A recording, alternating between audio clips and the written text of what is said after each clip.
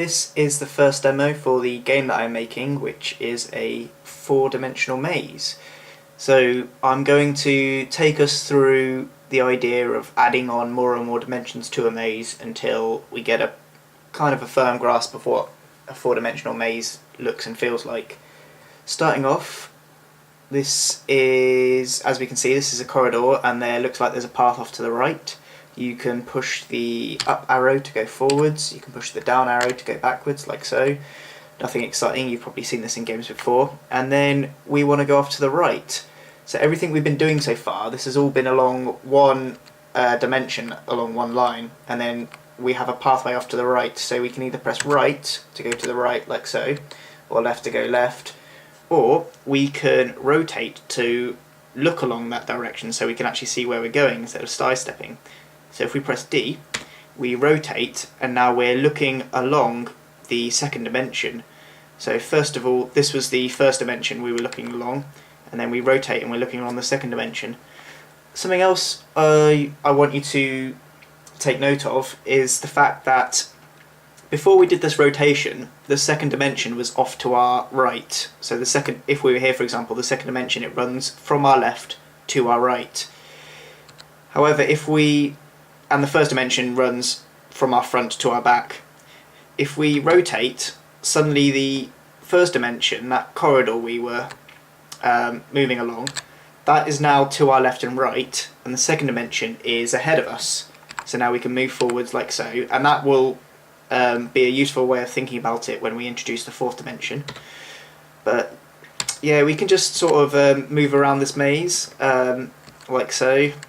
Nothing too exciting. If you're old enough or a 90s kid, you may have seen the Windows 3D Maze screensaver, which was similar to this. So we get to this point here and we see there looks like there's a pathway going upwards. Now there's no gravity in this game, so if you press a button like Z for example, that will just let you levitate upwards as if you're like sidestepping upwards, say. You press X, you go down. But you can also look in that direction to see where you're going. So if you press W, that will let you look upwards, and then you can just move forwards using the upwards and downwards arrow key. So if I press S to look down again, so remember how the last rotation, there's a similar thing going on here. We have the first dimension running from our front to our back, in front of us and behind us, and the third dimension is above us. If we press W, now the third dimension is in front of us, and the first dimension is now above and below us. So we can move, press S to look down, and then look around here. And now we're on the second floor of this maze. We bypass the first floor by going through that tunnel. So yeah, this is what a 3D maze looks like essentially. You can rotate however you wish, you can levitate up and down. I've not included any gravity. Just as long as there's not a wall in front of you, you can move in that direction. And then we come to here, this is the first floor.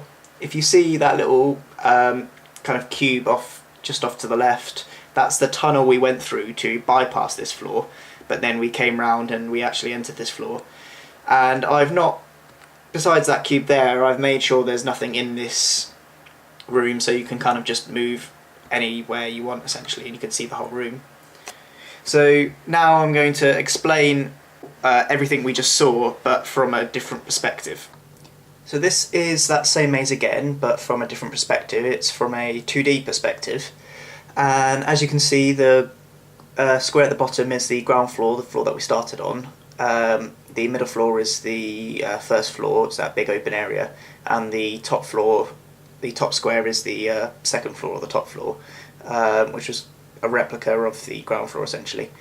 So we'll just navigate the maze like this. We started off here, and if you remember, we went down that long corridor, then we went off to the right, then we went down, then we explored this maze a little bit, but eventually we ended up here, which was right underneath the tunnel that goes up to the second floor. So as you can see, I've drawn a little arrow there to represent the fact that we can go up one floor, and then use the arrow again to go up one floor. And then we're on the second floor, we just bypass the first floor, and then we go down, we go around, explore this maze a bit, but then get to here, and then this shows we can go down to the middle floor, and we do so, and we're in that big open area that we saw before. and also we're able to see that tunnel that helped us bypass this floor in the first place.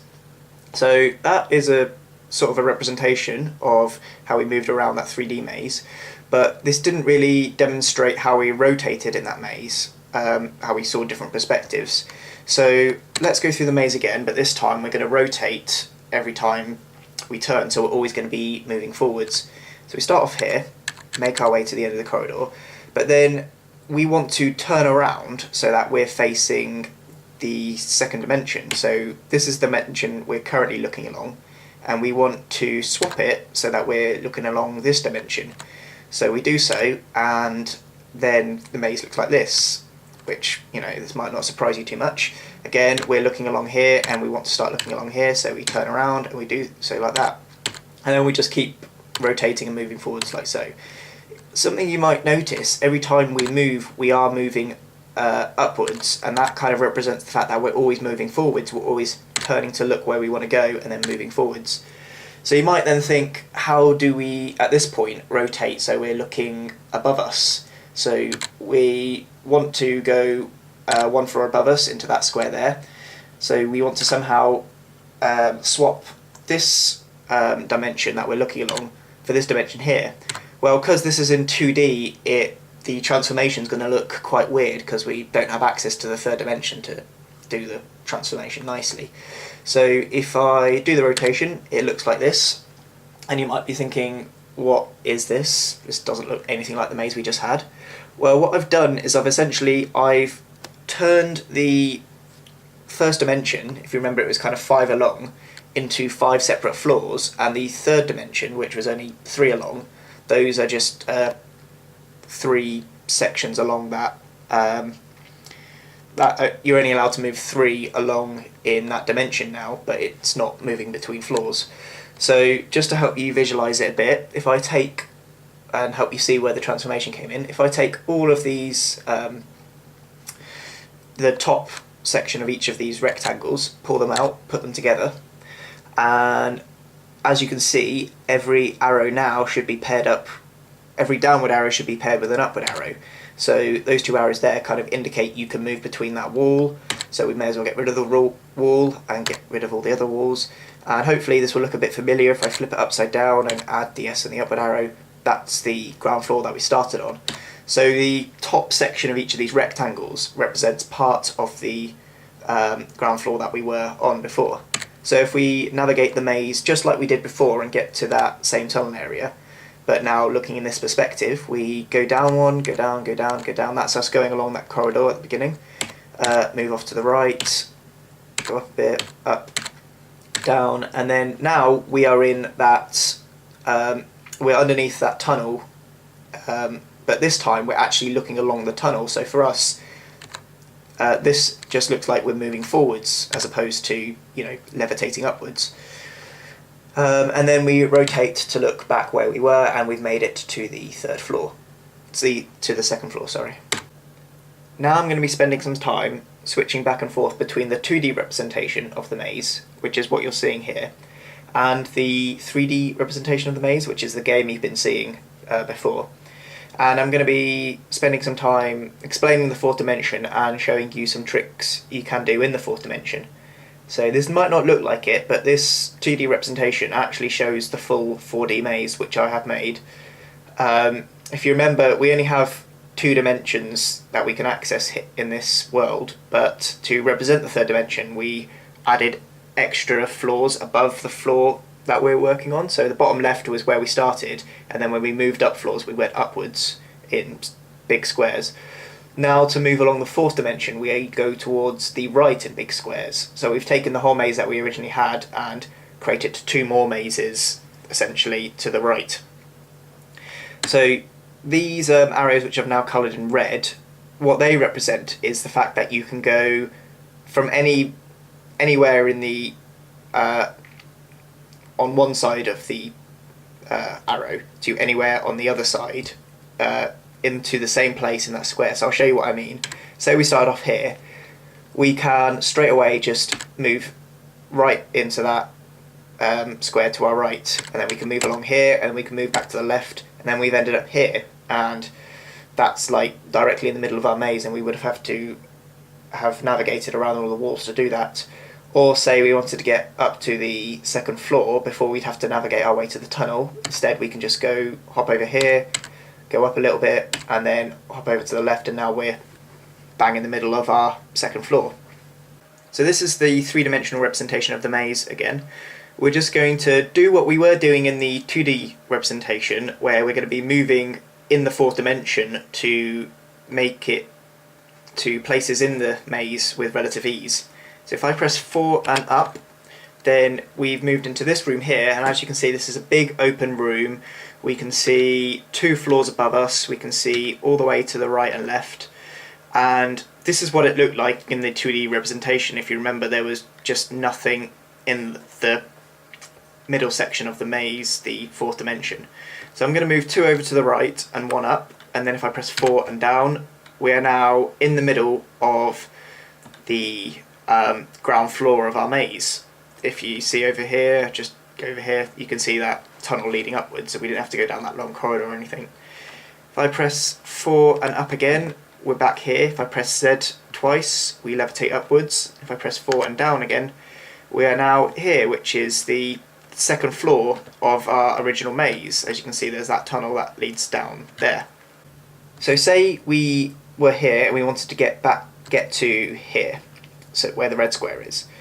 This is, if you remember, what we had to do originally is we had to navigate all the way over here, go up this tunnel, and navigate all the way over here before making it to that square, so we're on the first floor. With access to the fourth dimension, it's very easy to do this.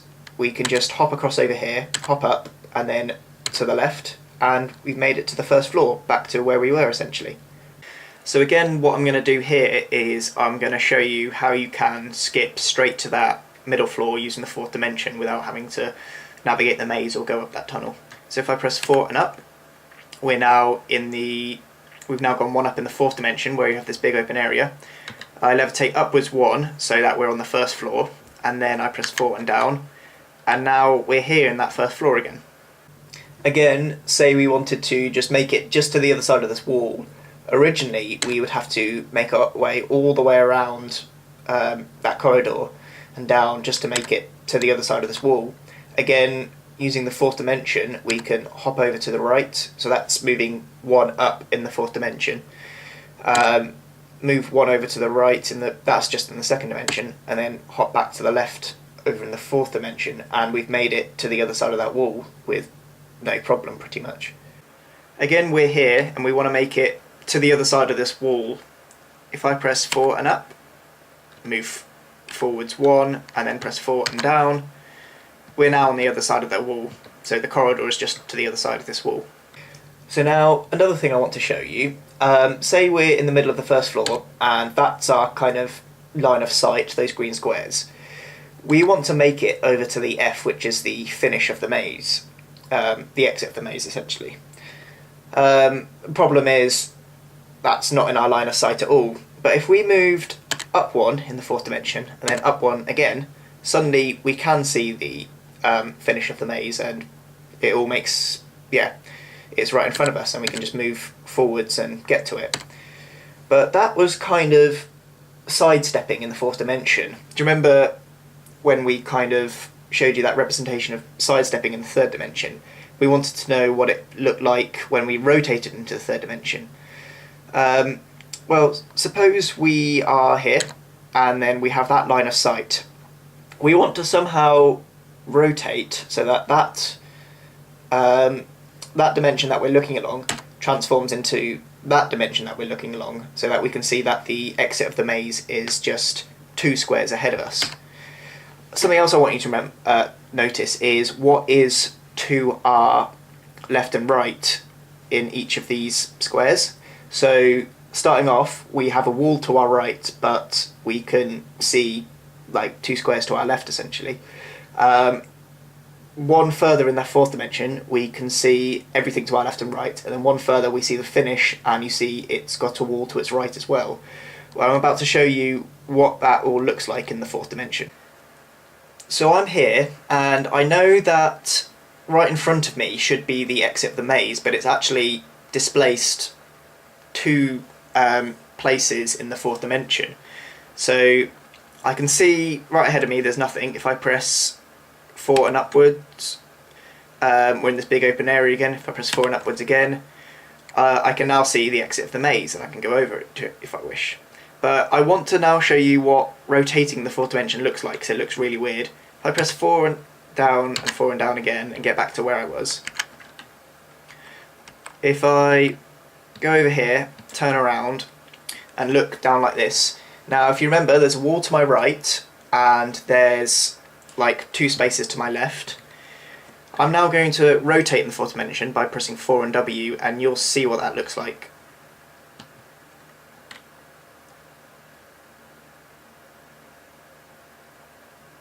So as you can see, that looks quite weird. The dimensions were kind of like folding into each other. And this is just because we only have 3 dimensions to look at this as opposed to a full 4 dimensions. But I want you to see what you saw in the 2-dimensional representation.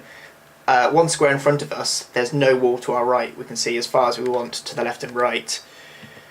And then right in front of us is the exit of the maze. Sorry about the kind of abrupt colour changes, that's a bit of a glitch that I need to fix. But if I press 4 and S, everything should rotate back to where it was.